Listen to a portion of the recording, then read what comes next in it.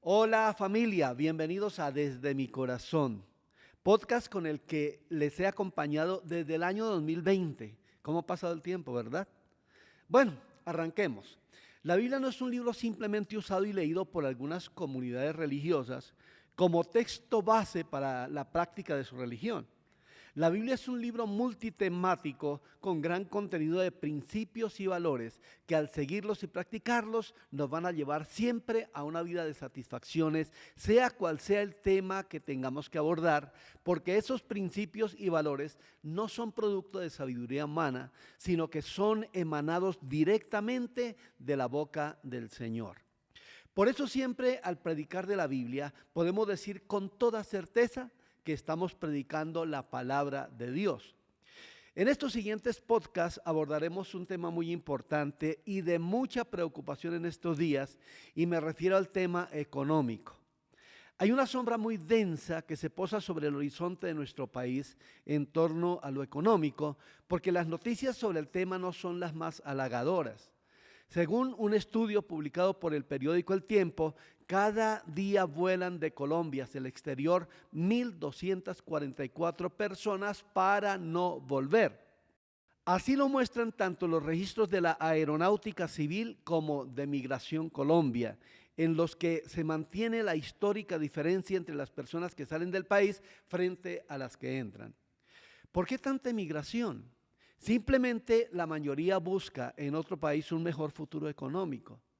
Todos anhelamos de alguna manera tener economía sana, sin deudas, sin preocupaciones, pero surgen tiempos inesperados cuando nos encontramos situaciones que no habíamos presupuestado en nuestra proyección de futuro, y es allí cuando tenemos que de pronto sentarnos y hacer de nuevo un presupuesto basado en lo que se tiene, o dedicarnos a la oración agónica, como muchos tienen que hacerlo, por la provisión de lo alto, confiando en que el proveedor de todas las cosas estará de nuevo supliendo cada una de nuestras necesidades conforme a sus riquezas en gloria. Jesús, tocando el tema económico, planteó muchos principios de la buena administración. Y en Lucas 14:28 dice: porque ¿quién de vosotros, queriendo edificar una torre, no se sienta primero y calcula los gastos a ver si tiene lo que necesita para acabarla? En otras palabras, si tienes un proyecto para el futuro, siéntate y llénate de toda la información económica necesaria, y no empieces en la incertidumbre de si lo que tienes te alcanza o definitivamente te hará falta. ¿Por qué comienzo con este versículo? Porque hoy en día tenemos ofertas de cosas por todo lado, por todos los medios, en todas las redes sociales, y la competencia entre mercados pulula en todas partes. Mi experiencia en consejerías con algunas personas que están pasando o han pasado por afugias económicas se da por el hecho de que muchos han hecho inversiones costosas sin contar con claridad con lo que se tiene para lograrlo, e inevitablemente esas decisiones pueden llevar a la ruina. Ahora, veamos una serie de preceptos, de reglamentos, de normas que debemos saber, que debemos tener en claro sobre cómo lograr tener una economía sana y en bendición. Primero, lo que tú debes saber respecto del dar. Todo cristiano que lee la Biblia sabe que como pueblo de Dios, la generosidad debe ser una cualidad que nos acompañe siempre. Y no solo ser generosos, sino hacerlo con alegría.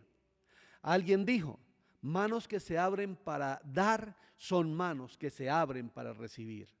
Otra declaración leí de un anónimo que dice: donde hay amor, siembra amor y cosecharás amor. Sandro Rueda, un escritor sobre economía, dice: la verdadera felicidad consiste en hacer felices a los demás. Aristóteles, el gran filósofo griego, dice: de todas las virtudes, la generosidad es la más estimada. Todas estas declaraciones nos animan a pensar en la ley de siembra y cosecha de la que habló el apóstol Pablo. La Biblia dice: dad y se os dará. Lucas 6:38. Dad y se os dará, medida buena, apretada y remecida, rebosando, darán en vuestro regazo. Porque con la misma medida con que medís, os volverán a medir. Este versículo como que nos lleva a pensar que si deseamos cosechar dinero, debemos sembrar dinero. El apóstol Pablo vivió predicando el evangelio por todo el mundo conocido desde entonces. Por sus viajes continuos a distintas regiones, que se encontraba con necesidades que simplemente le cargaban su corazón, en muchas ocasiones él tuvo que apelar a los buenos corazones para levantar ofrendas que suplieran de alguna manera las necesidades económicas de los necesitados. En Corinto estableció recoger cada domingo una ofrenda para los santos. Y dice así en 1 Corintios 16, 1 y 2.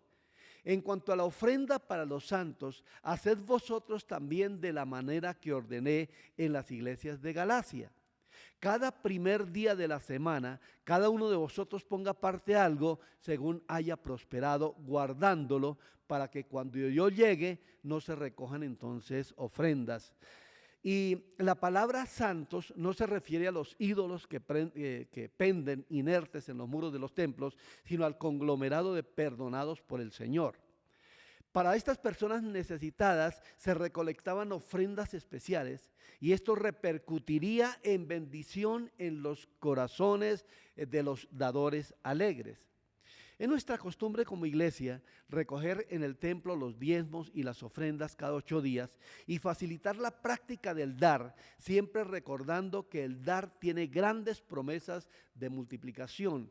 Por lo tanto, cuando damos, estamos haciendo provisión para el mañana, porque si es una siembra, la ley es que germinará una cosecha.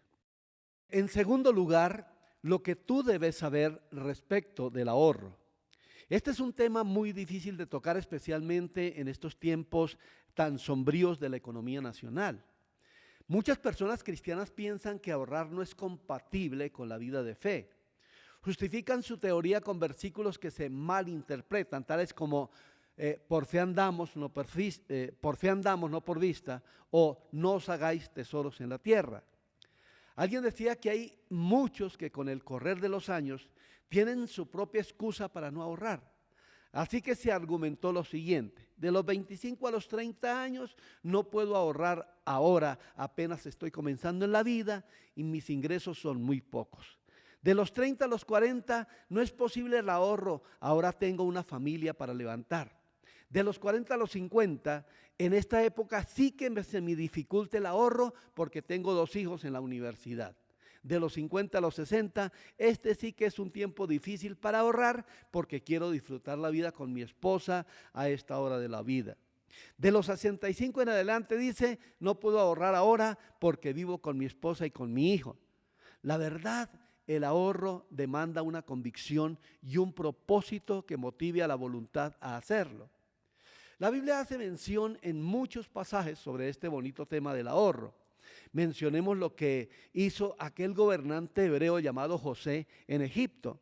En Génesis 41 dice que José almacenó alimento durante los años de abundancia para poder tener y vivir en los tiempos de escasez. En otras palabras, ahorró en los tiempos cuando hubo para poder tener en los tiempos cuando no había. En Proverbios 6, los versículos 6 al 8, la hormiga es mencionada como ejemplo del que ahorra. En Proverbios 21:20 dice, tesoro precioso y aceite hay en la casa del sabio, mas el hombre insensato todo lo disipa, es decir, todo lo gasta, nada ahorra. Sé que es muy difícil el consejo del ahorro, pero hazlo aunque sea en una cantidad pequeña, aunque sea una alcancía, y genere cultura de ahorro y tus hijos te lo van a agradecer. Así que termino este tiempo diciendo, Dios bendiga tu economía en abundancia. No sin antes decirte, recibe siempre el abrazo desde mi corazón.